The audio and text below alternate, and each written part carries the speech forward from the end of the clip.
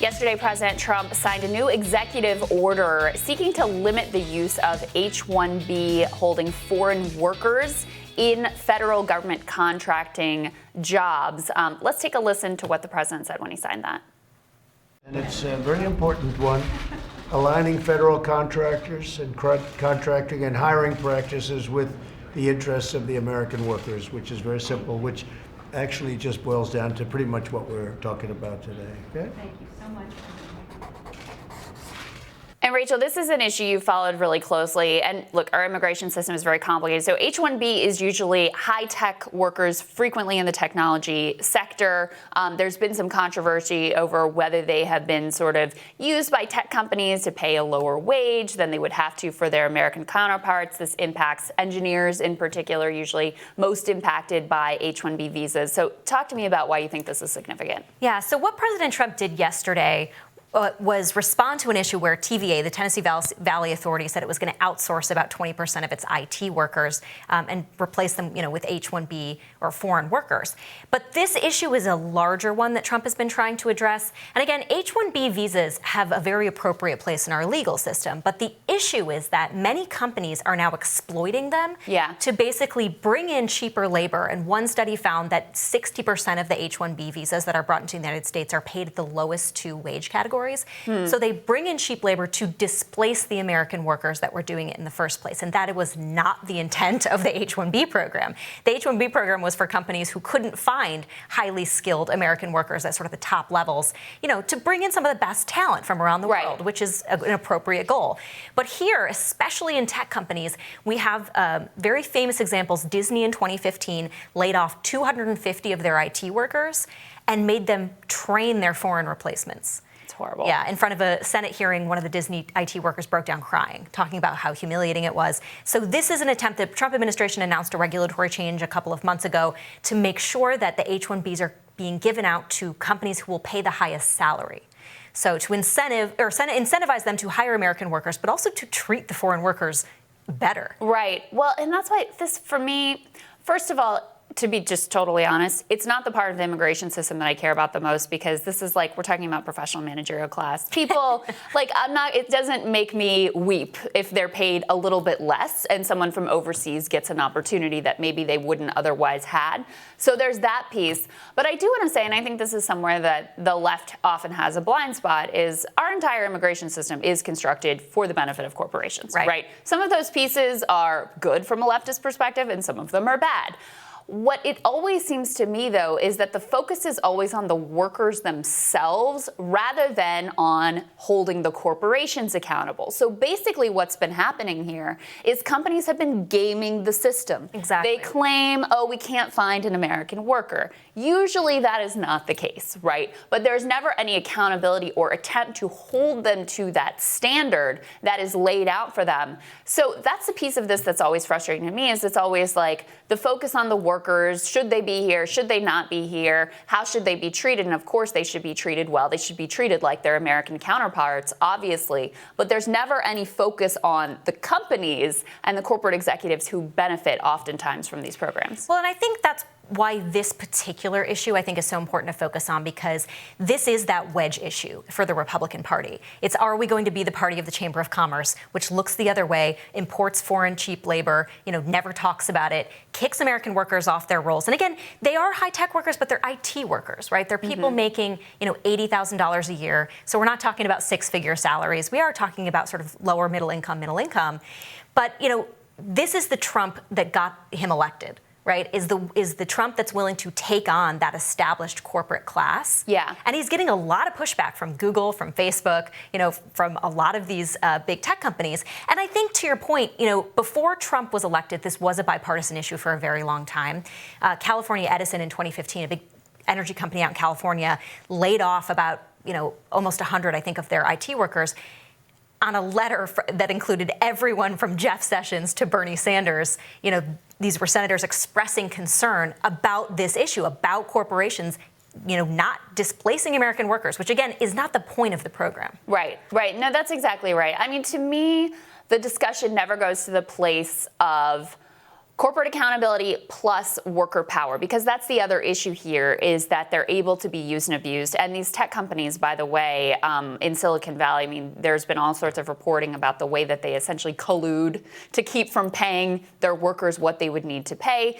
Just like other workers, I mean, if you are a sort of professional class, someone in the professional class, you have a lot more power and you're treated a lot better in your workplace than people who are working on a, poultry processing plant line, working in a factory, working on a farm, et cetera. However, there is still an imbalance of power there that I think is part of the issue, too, that doesn't often get talked about.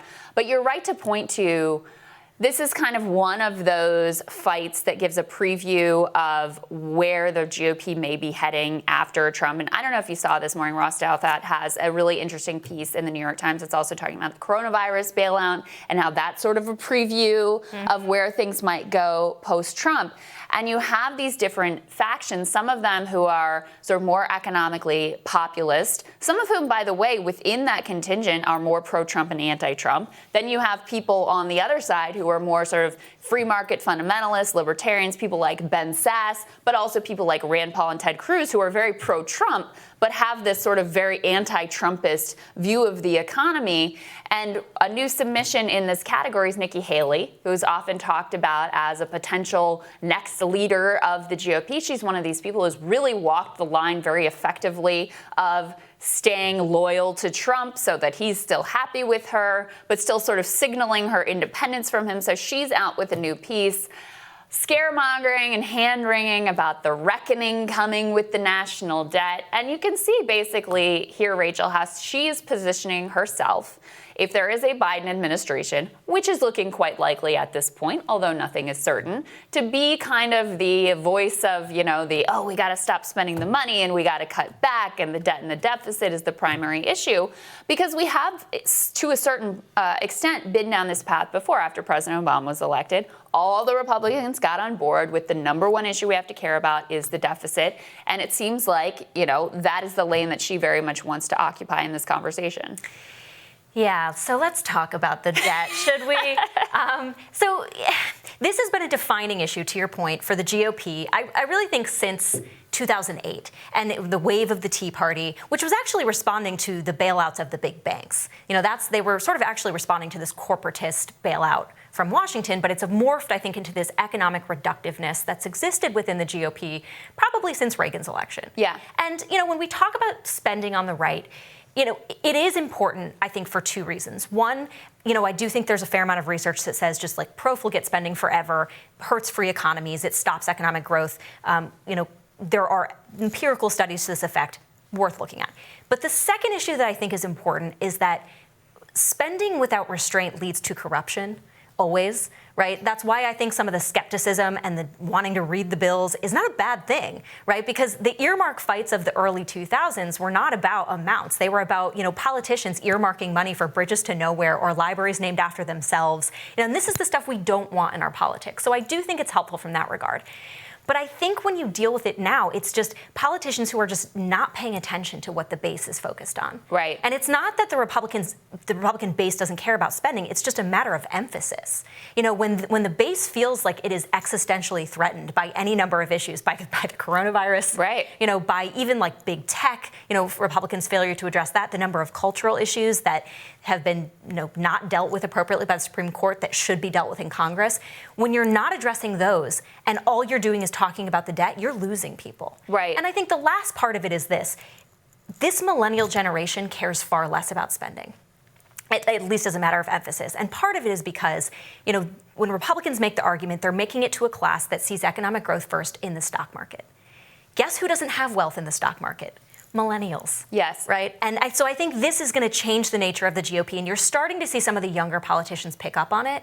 And conservatism as a whole is not reductive in that sense. It focuses on the family. It focuses on the well-being of individuals and human dignity. And so you're starting to see a re-emphasis on those points, appreciating that spending is important, but not being constrained and reduced by it. Yeah. And so that, I think, is a future of the Republican Party that is nascent. I can't say it's going to last. I don't know. But I do think there's a lot of conversations on the right, and it's intellectually robust, and I hope it continues. Yeah. But what do you think about the fact that, someone like Nikki Haley, who served in the Trump administration, may jump on board with saying, like, I am the logical successor of Trump?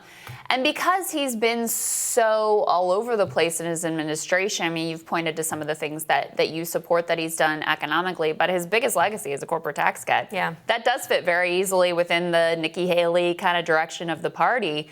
So people like her seem to be well positioned to essentially, if Trump becomes a liability, distance themselves, or if he continues to be an asset with the Republican base, embrace him, but claim the mantle of Trumpism as something totally different than what at least he ran on in 2016, although I would say is actually consistent with how he's governed.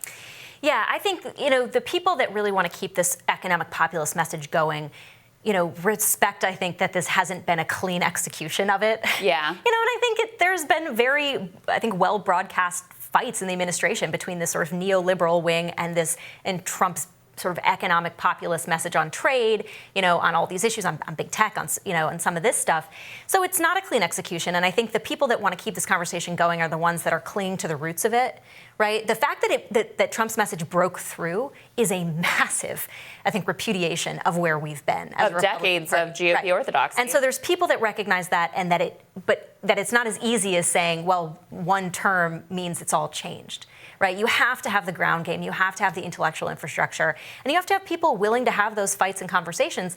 But that's what's breaking on the right now, is that, you have people trying to kick those people out of the Republican Party. Yeah. And bring it back to this zombie Reaganism that worked for a while, but it doesn't right now. You can't sell a next generation on being conservative if there's literally nothing left to conserve. Yeah, I think that's well said. All right, well, I have more Rising for you after this.